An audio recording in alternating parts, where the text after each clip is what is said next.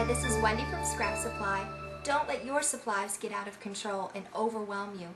Let's set up an organizational binder for your tools so that you can scrap more and keep your space all neat and tidy.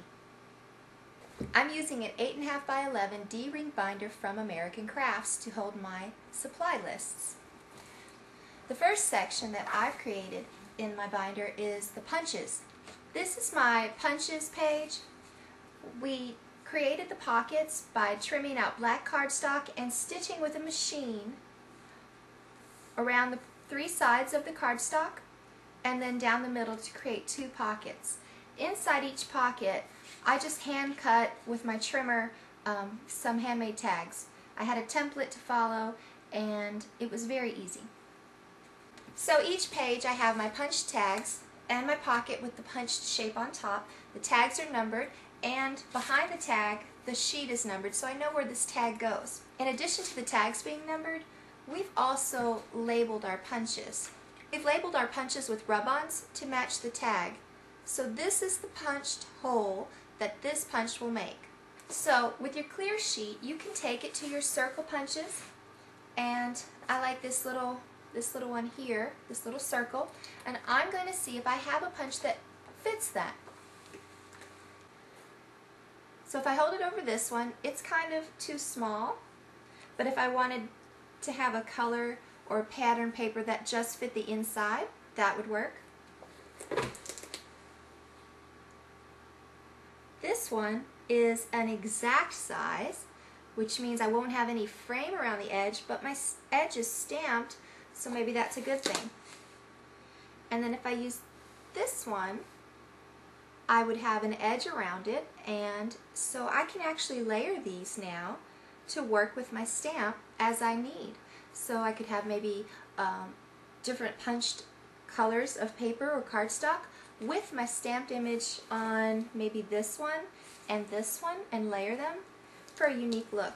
So you can see how handy it is to have the transparency sheet with your punches. You can take it over here and see that this square punch fits that stamp set, just like that.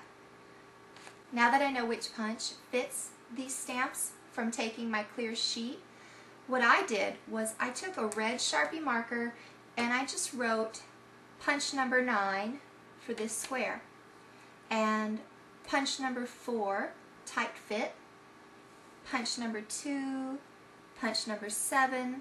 I wrote down in red markers, so it drew my attention, which punches would work with certain stamps. And as I get more punches, I can certainly go back and add. I would like to get a rectangle punch and a smaller square one. The other thing is, you see if you have a gap in your punch inventory, so you can say, I've got a lot of stamps in this size but no punches. Maybe I should get a punch that measures this width. So this is also helpful to know where you are lacking a product. Last month I showed you how to organize your clear stamps, and this month in our September article I'm going to show you how to organize your wood-mounted stamps. We have a printable organizer for wood-mounted stamps. It's got these little blocks on it. You add a number and you have to decide on the numbering system. What I did was I used A before a number for alphabet stamps, B for image stamps that were all unmounted. When I got to wood-mounted stamps, I used C for image and D for the alphabet wood-mounted stamps. Then for foam stamps, I used another letter because they have a different texture and I wanted to showcase that. So what I did with this section is I actually had to stamp the image right in each box, and I wrote the name of each stamp, and if a punch fit it, I added the punch. Now these don't have a clear sheet. I actually punched the image. So in this scenario, I can't take a clear sheet over to my punches section, but I can bring the tag. This is the reason we do both the tag and the punched out shape in the punch section. I can bring my tags over here to show that this fits over this circle just fine. And I wrote down that punch number. I did these one-sided. I didn't want the images to show through. If you want to write the dimensions and size on this sheet, you can.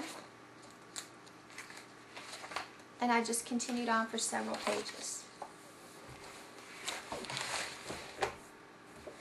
We also wrote the number of the stamp on the stamp itself to coordinate so you could find it.